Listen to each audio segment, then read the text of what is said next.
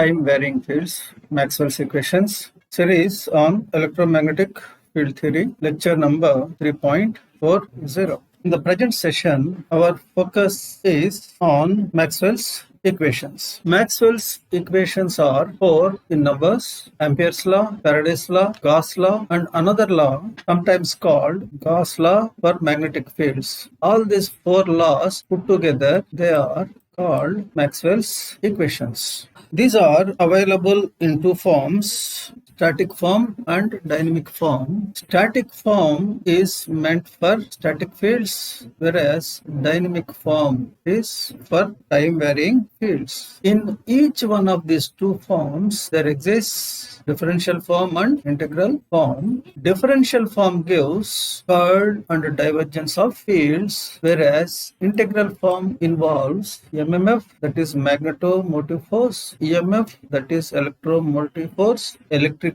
displacement, and also magnetic flux. In dynamic form, again, two variants are available. One is time domain form and another is phasor domain form. Time domain equations are for arbitrary time variations, whereas phasor domain assumes sinusoidal time variations. The significance of Maxwell's equations. The importance of the Maxwell's equations can be understood by considering certain aspects of these equations. These are considered as the defining relations of electromagnetic fields, and all types of EM fields obey these equations. They provide source field relation and also the interconnection between electric field and magnetic field in the context of dynamic situation. They are said to contain all the laws that are there in the field theory with the different names except the continuity equation. These are capable of describing electromagnetic phenomena of any frequency, 0, DC to infinity, and any of any magnitude. They satisfy wave equation indicating the presence of wave in dynamic fields. They are capable of describing EM radiation with which antennas are associated. Antennas are critical components that exist in wireless communication systems nowadays. Most of the electrical systems are wireless, so the importance of antenna, the significance of antenna cannot be underestimated. In differential form, the equations relate fields and sources at a particular point in the medium. So, differential form gives the connection between fields and sources at a particular point, and hence differential form is also called point form equations. Maxwell's equations in integral form, they relate fields and sources at different points in the medium. In time domain, the fields and sources are functions of time. Time appears as an explicit independent variable in these equations. When it comes to a phasor domain, the time variable is absent. The fields and sources are independent of time. They are phasors now. That's why the equations called phasor domain equations, because fields are now phasors. It is already mentioned Maxwell's equations in differential form. They consist of two curl equations and two divergence equations. Two equations involve curl operation, whereas two equations involve divergence operation. These two curl equations are Ampere's law, Faraday's law in differential form, and these two divergence equations are electrical Gauss law and magnetic Gauss law in differential form. Ampere's law in differential form, it states that changing electric field is equivalent to magnetic field, whereas Faraday's law in differential form, it says changing magnetic field gives rise to electric field.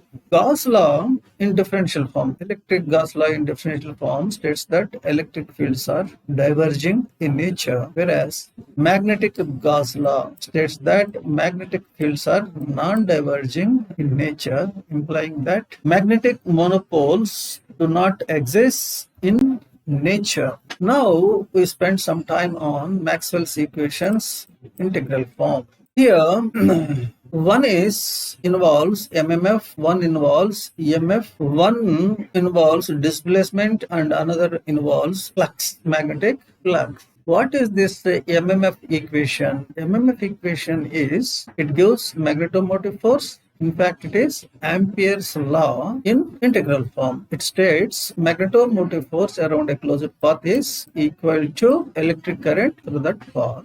And EMF equation is, it involves electromotive force. It is, in fact, Faraday's law in integral form. It states EMF around a closed path is equal to magnetic current through that path. Now, when it comes to displacement equation, it is electric Gauss law in integral form. It states the net electric displacement through a closed surface is equal to net charge enclosed by that particular surface. Then what is flux equation? It is magnetic Gauss law in integral form. It states net magnetic flux through any closed surface is always zero. Some more core information regarding Maxwell's equations in differential form.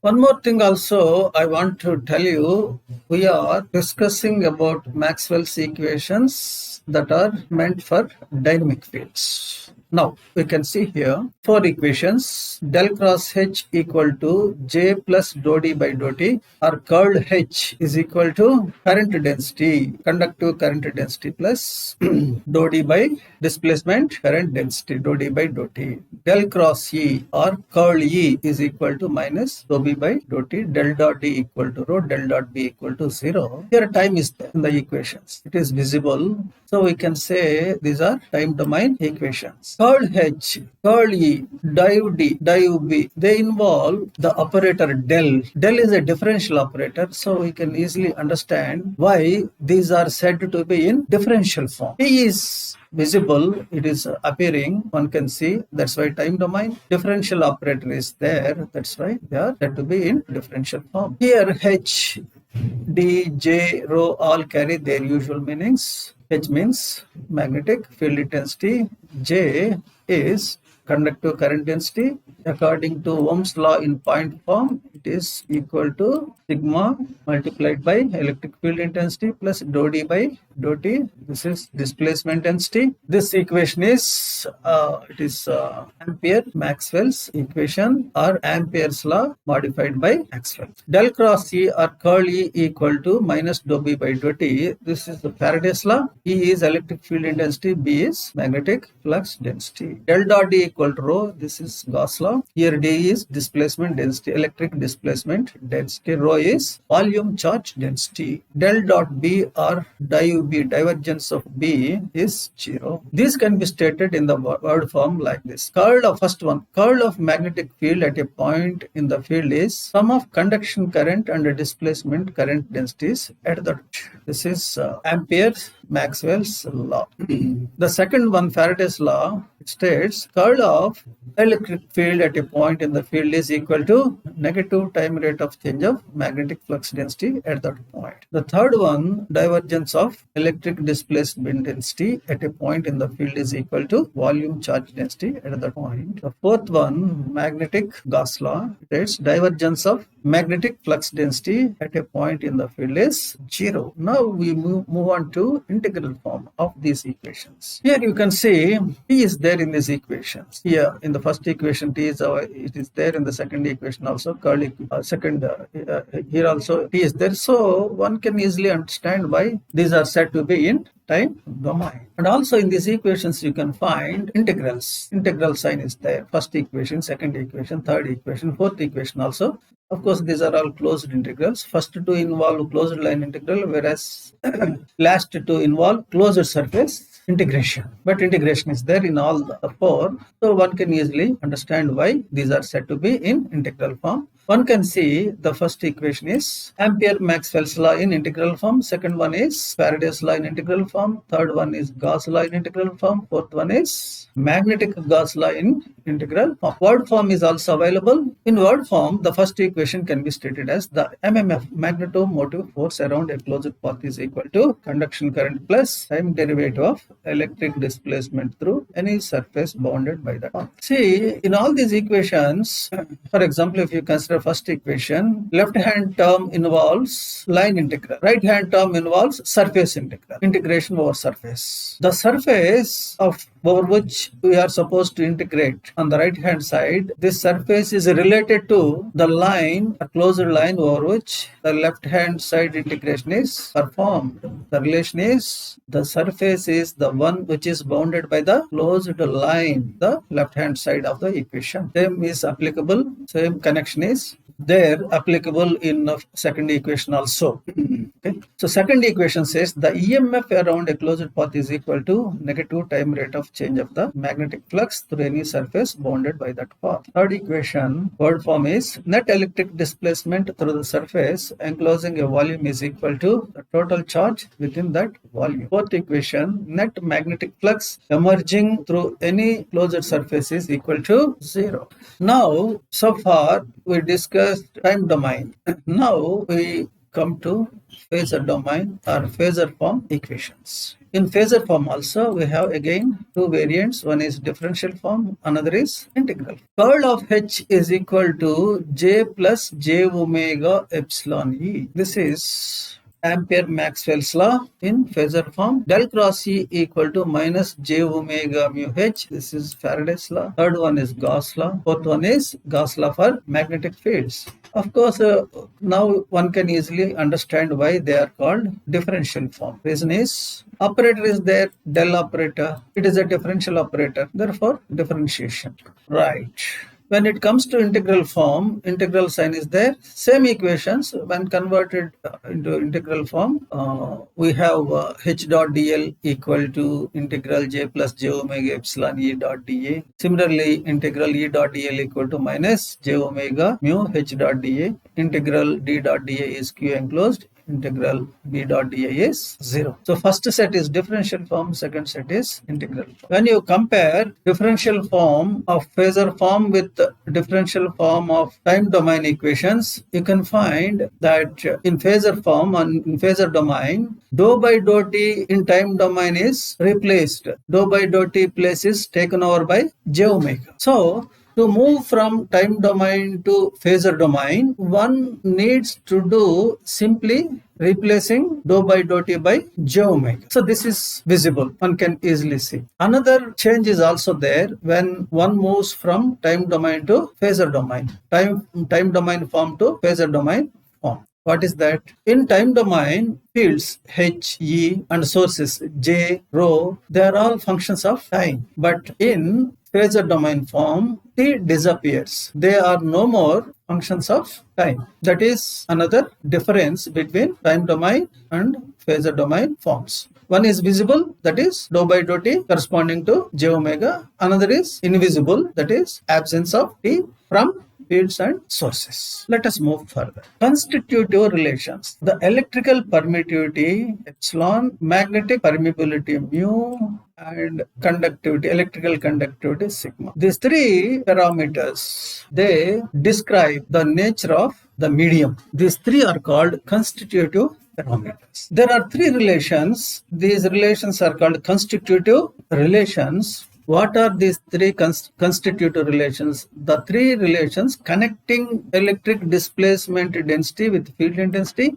magnetic flux density with field intensity, and electric current density with field intensity. Namely, D equal to epsilon E, B equal to mu H, J equal to sigma E. These three relations are said to be constitutive relations. Last one, particularly J equal to sigma E, you all can easily notice it as Ohm's law in point form. Regarding conversion of Maxwell's equations from one form to another form, some information I want to share with you. Maxwell's equations are convertible from differential form to integral form and vice versa, easily using fundamental theorems of vector calculus, namely Stokes theorem and divergence theorem. Stokes theorem is useful for curl equations and divergence theorem is useful for divergence equations. Maxwell's equations are convertible from dynamic form to static form by simply inserting 0 in place of dou by dou t. Maxwell's equations are convertible from time domain to phasor domain by inserting j omega in place of dou by In both the cases, fields, currents, and charges are no more functions of time. Variable t is absent. In static form as well as in phasor form, t is absent in the expressions of fields, currents, and charges. So from this, one can notice that dynamic form Maxwell's equations are most general form of equations. From them, one can move to static easily. The significance of Maxwell's equations, these are considered to be the most important equations in the entire electrical engineering. What is their significance? Let us see. Maxwell's equations are considered as second great unification in physics. First unification is by Newton's laws. This is considered to be the great unification in physics. This particular label description speaks a lot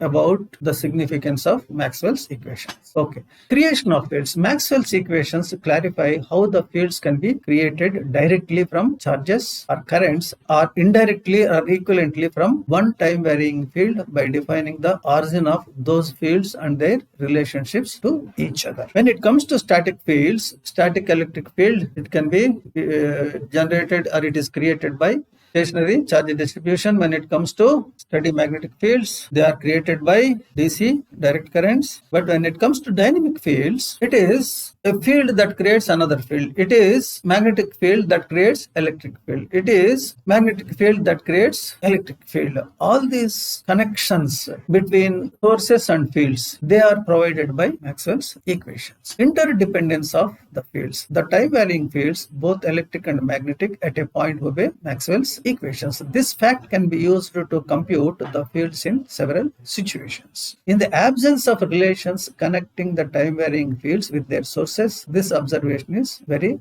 significant and useful. One important point here I want to tell you is, in case of static fields, when charge distribution is available, one can compute the field intensity at the field point. In case of steady magnetic fields, when current distribution, source distribution is available, one can compute H. One can compute using Coulomb's law. H can be computed using Biot-Savart law. But in case of dynamic fields, this kind of connecting relations between field and source exists not.